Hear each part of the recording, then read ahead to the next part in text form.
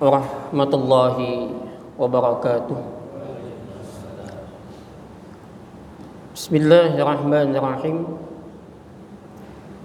Alhamdulillahi nahmaduhu wa nasta'inuhu wa natubu ilayh. Wa na'udzu billahi min shururi anfusina wa min sayyiati a'malina. Man yahdihillahu fala mudilla lahu wa man yudlil fala hadiya lahu. Asyhadu an la ilaha illallah wahdahu la syarika lahu wa asyhadu anna Muhammadan 'abduhu wa rasuluh. Allahumma salli wa sallim ala nabiyyina Muhammadin wa ala alihi wa ashabihi wa ba'du. Wa qala al-musannif Al-Imam Abu Hamid Muhammad bin Muhammad Al-Ghazali rahimahullahu ta'ala wa nafa'ana bihi wa bi'ulumihi fid dharain amin. Ayyuhal walad, khulasatul ilmi an ta'lama anna at-ta'ata wal ibadata mahi. Bapak Ibu jamaah Masjid Asy-Syifa, Rumah Sakit Ulin yang tentunya semoga senantiasa dirahmati oleh Allah Subhanahu wa taala. Alhamdulillah, oleh Allah kita dikumpulkan di satu rumah Allah. Majtama'a qaumun fi baitin min buyutillah. Tidaklah, kata Nabi, berkumpul majtama'a qaumun, satu kelompok, satu kaum, satu warga. Kalau di rumah sakit berarti satu karyawan karyawatinya kumpul. Fi baitin, di salah satu rumah, min buyutillah, daripada rumah Allah. Berarti ini rumah Allah, masjid. Kemudian yatluna kitab Allah, lalu membaca kitab Allah. Wa yatadarasunahu bainahum, dan mempelajarinya sama-sama. Illa nazalat alaihim, kecuali diturunkan atas mereka as-sakinah. As-sakinah itu adalah asy-syajarah, pohon, yang pohon itu dihantam oleh badai, oleh angin yang kencang. Setelah itu kemudian angin badai itu berhenti. Itu namanya sakinah. Hidup itu pasti, Pak, ada masalah. Hidup itu pasti ada persoalan. Maka setelah selesai persoalan muncul yang namanya tenang, sakinah. Nah, ini berbeda. Kalau ibadah itu tuma'ninah, kalau hidup itu sakinah. Hati itu sakinah, Pak, tenang. Setelah tadinya gelisah, nah itu sakinah. Wa ghasyiyatuhum rahmah, akan diliputin rahmat, kasih sayang. Orang yang di masjid, di majelis itu pasti akan diliputi rahmat, kasih sayang. Orang berilmu itu mestinya yatawaddun, saling mencintai. Kata Ibnu Qayyim Al-Jauzi, itu orang yang berilmu saling mencintai. Meski berbeda pendapat, berbeda faham, berbeda kelompok, berbeda golongan, tetap saling mencintai. Wala yatahasadun, tidak saling membenci. Orang berilmu saling mencintai. Beda hari raya, beda Ramadan nggak masalah, Pak. Karena yang beda kan cuman penetapannya, tanggalnya sama. Ya kan? Siapapun ditanya kapan puasa, pasti satu Ramadan. Kapan hari raya, pasti satu Syawal. Cuman persoalannya cuman beda penetapan, bukan beda tanggal. Tanggalnya kita sama. Nah, metode penetapannya ini kita nggak bisa paksakan, Pak, ya. Dan nggak bisa tawar menawar, karena masing-masing kelompok punya metode dan punya paham, punya dalil, ya. Ada yang memahami bulan itu dari bahasa, secara bahasa kan sahara, sesuatu yang nampak. Maka ada kelompok yang memahami bahwa harus kelihatan. Tapi ada lagi yang memahami bahwa ya udah yang namanya muncul di atas nol udah muncul. Nah, ini nggak bisa kita paksa, ya. Tidak pernah kita bisa kan kayak semacam tawar menawar itu nggak bisa. Di pasar boleh tawar menawar, tapi dalam persoalan ilmu tidak bisa. Dalil ya. Nah, maka saling mencintai, tidak saling benci. Yang ketiga, wa khaffat umul malaikah. Malaikat kelilingin kita, Pak. Jadi malaikat tuh keliling.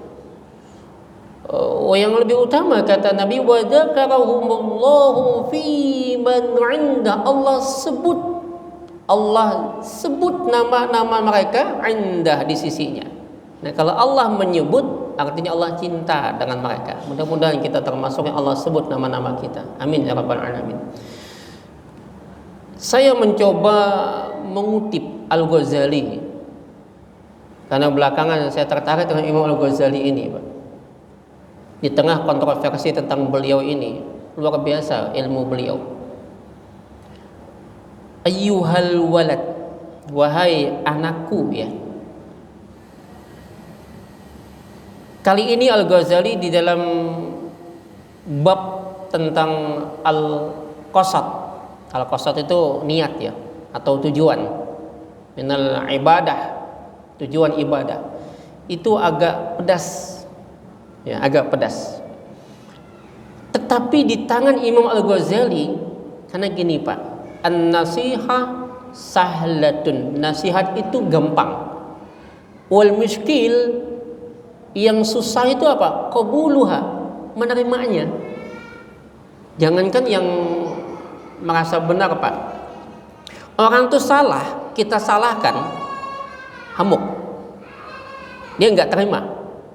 Apalagi orang itu merasa benar, semakin susah. Ya, orang itu salah, kita salahin, dia marah. Tetapi ketika orang itu merasa benar, kita salahkan, makin marah lagi dia. Inilah seni Al-Ghazali. Di dalam bahasa yang pedas yang beliau tampilkan kepada murid beliau, diawali dengan kalimat mesra, Pak. Wahai anak yang kusayang. Ayyuha itu kan panggilan mesra, Pak ya. Apa yang kita tangkap dari Al-Ghazali? Dalam dakwah ternyata diperlukan bahasa hati. Saya ingat Muhammad Nasir, pendiri Dewan Dakwah, Perdana Menteri kita di era Bung Karno. Beliau pernah mengatakan, kalau Anda berbicara dengan lisan, dengan mulut Anda, maka yang menerima hanyalah telinga. Tapi kalau Anda berbicara dengan hati, dengan perasaan, dengan lembut, dengan penuh kecintaan, yang menyambut itu pasti adalah hati. Ini telah dicontohkan oleh Rasul kita yang mulia pastinya. Bagaimana beliau datang ke Madinah itu dengan jumlah enggak sampai 200 ya. Berapa? Dengan anak, istri, keluarga, sahabat itu. Sementara kaum Yahudi itu lebih dari 3.000 Pak, hampir 4.000. Nasrani 3.000 sekian, Majusi sekian, kaum pagan sekian.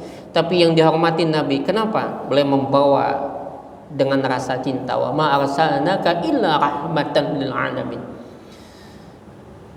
Kiai Haji Hashim Asy'ari dengan Kiai Haji Ahmad Dahlan, saya selalu bilang ini dua sosok pejuang bangsa yang tak boleh ada yang merusak hubungan kita.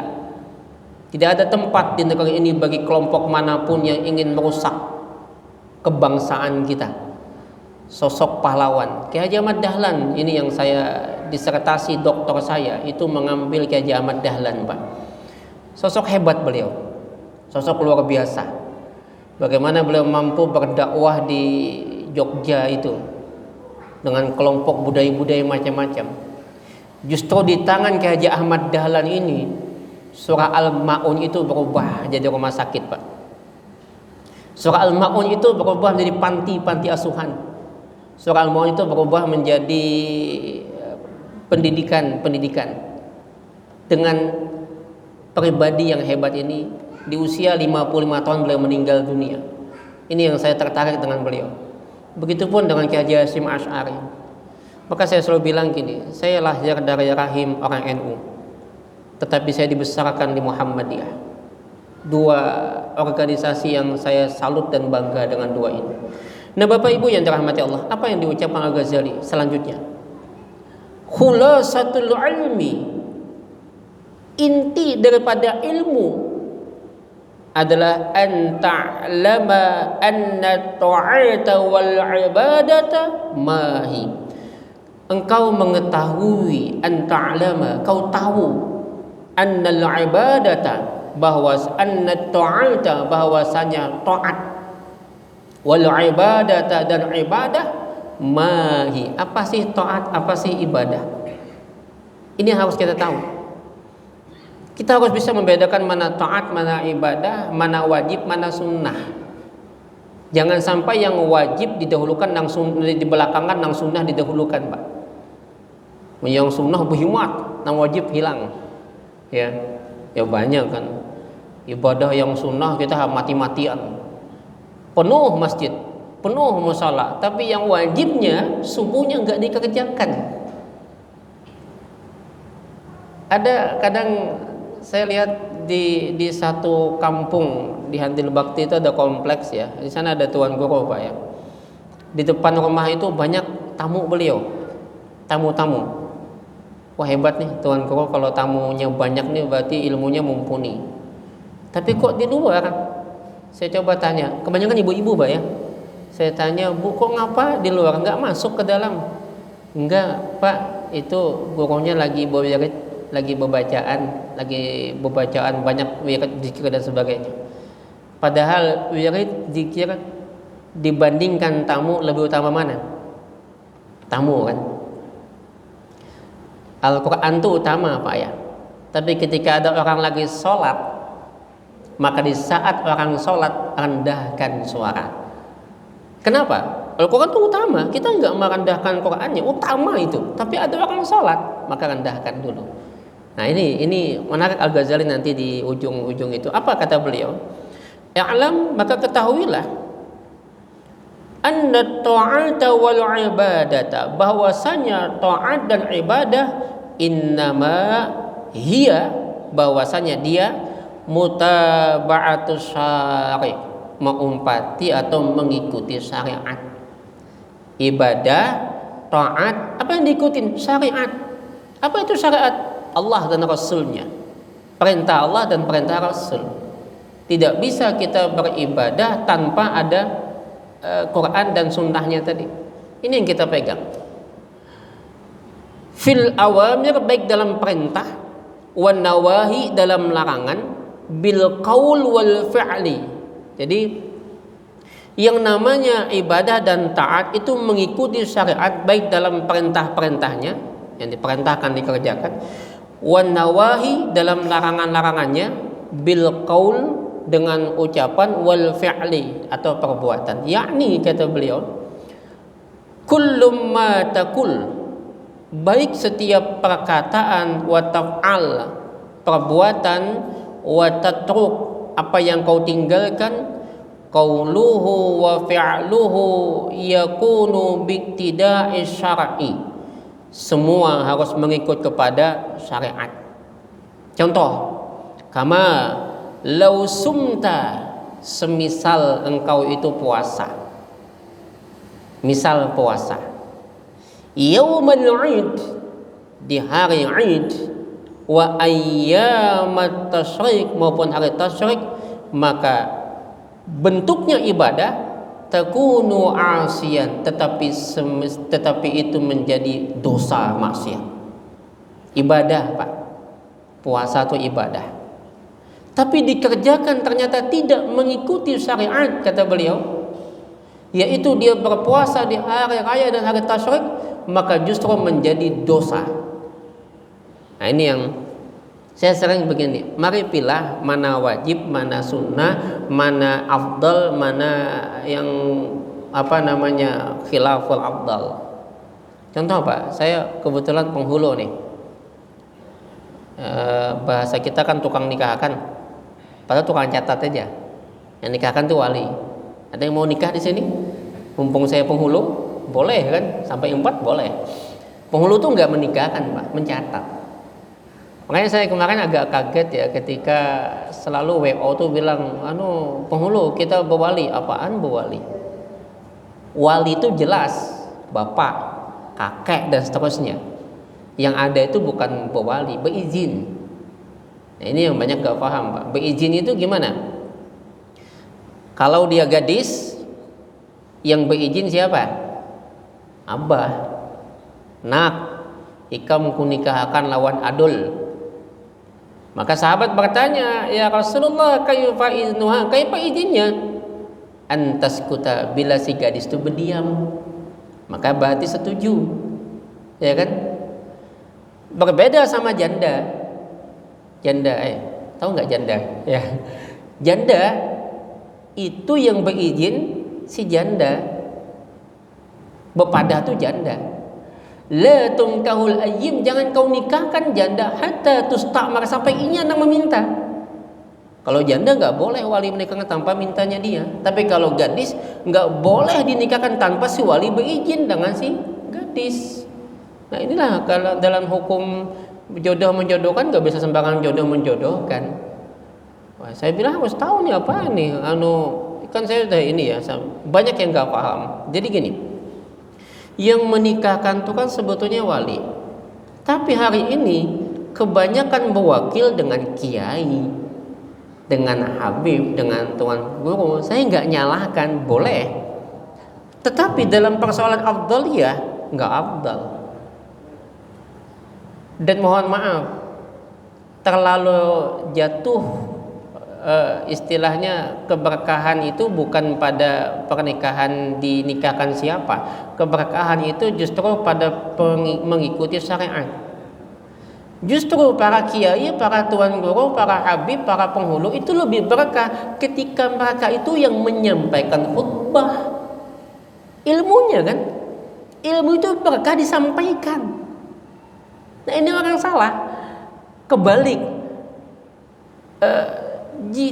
Adanya dulu penghulu mahadang guru ini sidinang menikahkan. Loh saya bilang jangan, pian aja yang menikahkan, afdal, berkah. Lalu sidin nanti kita minta khutbah atau nasihat. Karena khutbah nikah itu nasihat, maka nasihat itu penting, ilmu tadi. Ya. Nah maka itulah saya biasa kalau khutbah nikah nggak mau pakai bahasa Arab, saya pakai bahasa Indonesia. Kenapa? Karena nasihat. Karena saya pakai bahasa Arab Pak ya. Yang ada gini, ketika saya khutbah pakai bahasa Arab, alhamdulillah nahmaduhu wa nasta'inuhu wa nastaghfiruh wa na'udzubillah, yang ada jamaahnya amin amin amin, dikiranya doa padahal itu khutbah. Nah, maka saya bilang lebih utama kalau menikahkan itu abah. Ya. Yang khutbah nikah itu kiai. Kenapa? Berkahnya di kiai tadi, di ilmu beliau tuh berkah disampaikan. Abah menikahkan, itu lain. Nah ini juga banyak di kalangan kita yang kalau saya dari sisi munakahatnya saya melihat, dan kadang tuan gurunya mau. Harusnya beliau yang memberikan nasihat, bukan beliau yang menikahkan. Tapi ya itulah masing-masing lah. Saya nggak tahu kenapa atau belum terbaca ya. Nah jadi sama tadi berpuasa. Ya, kalau dia tidak mengikuti syariat contoh daripada Nabi, justru hukumnya haram.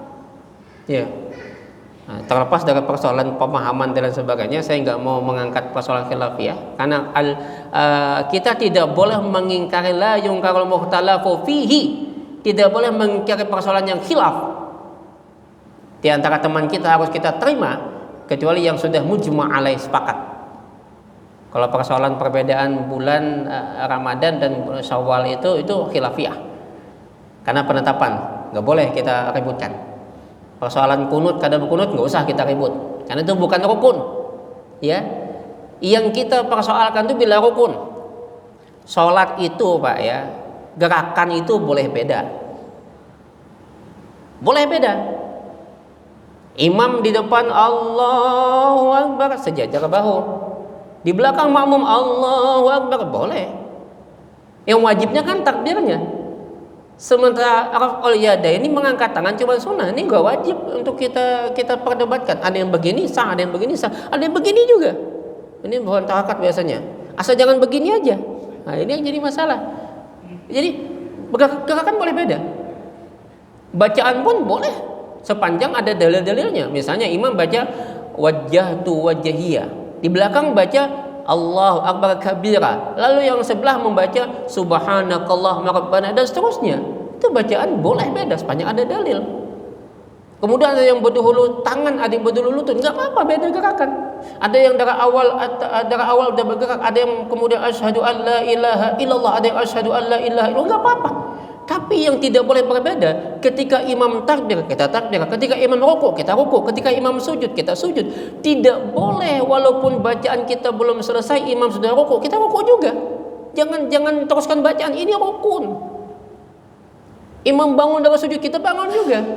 Ini masih imam bangun masih sujud aja, ini rukun. Kalau kunut kada berkunut udah enggak usah kita soal. Tapi alhamdulillah Pak, wah ini kada lagi bahwal tentang kunut dan kada berkunut. Karena yang ketujuh bahwal itu sudah kada sembahyang subuh lagi sidin kan. Jadi enggak bahwal lagi. Jadi enggak masalah ya. Jadi kita harus bedakan mana rukunnya, mana. Maka tadi kalau persoalan ikhtilaf yang memang ada cabang furu itu enggak usah kita soal. Kecuali yang mujma' alaih, sepakat orang subuh 2 sidin 3 itu haram. Itu sepakat ya. Nah, kalau hal yang berbeda saya enggak usah kita soal lah. Karena masing-masing kita punya dalil, dan dalil itu menjadi petunjuk nanti kita di hadapan Tuhan kita ya. Baik, sedikit lagi itu satu ya, sholat ibadah. Tapi ketika sholat itu ternyata dilarang oleh Tuhan atau tidak ada perintah dari Rasul, maka jadi dosa, jadi asiat, jadi maksiat. Au misalkan lagi, shallaita fi thawbi mabsuk, engkau sholat tetapi menggunakan pakaian yang gosap. Tahu gosap Pak? Gosap itu ma'ambil kada padah. Boleh sahabat maling boleh. Tapi ada ma'ambil kada padah tapi niatnya menginjam. Mohon maaf, sandal di depan. Kita hendak baudu, itu bukan sandal kita. Kita pinjam satu mat, itu gosap. Kita enggak niat mencuntan. Beda maling sama gosap itu beda. Gosap itu mainjam satu mat, tapi kada padah. Itu gosap. Mun maling maginya kan. Maka kita memakai sandal, tetapi sandal itu gosap. Kita injam satu mat, kan banyak mainjam betul diandak sembarangan, kasihan nang ampun sandal kemana maandak. Maka ulun lebih memilih baik batis kita regat satu mat daripada kita terpakai ampun orang nang bukan haknya, jadi izin dulu. Atau mungkin masjid punya sandal sorangan. Nah itu ingkanat suratan ibadah, meskipun itu adalah rupa-rupanya surahnya ibadah, tetapi hasilnya apa? Takfiman, itu dosa. Sholatnya itu dosa. Itu kata Ghazali. Baik Bapak Ibu, setengah jam. Saya belum masuk ke persoalan posatnya, tapi insya Allah mungkin sudah masuk aja ya, nyambut aja. Saya kira ini yang saya sampaikan, mudah-mudahan ada manfaatnya. Paling tidak sedikit yang saya sampaikan, mudah-mudahan ini bermanfaat bagi kita semua. Kita tutup dengan doa kafaratul majlis. Subhanakallahumma wa bihamdika, asyhadu an la ilaha illa anta, astaghfiruka wa atubu ilaik. Hasbunallahu wa ni'mal wakil. Assalamualaikum warahmatullahi wabarakatuh.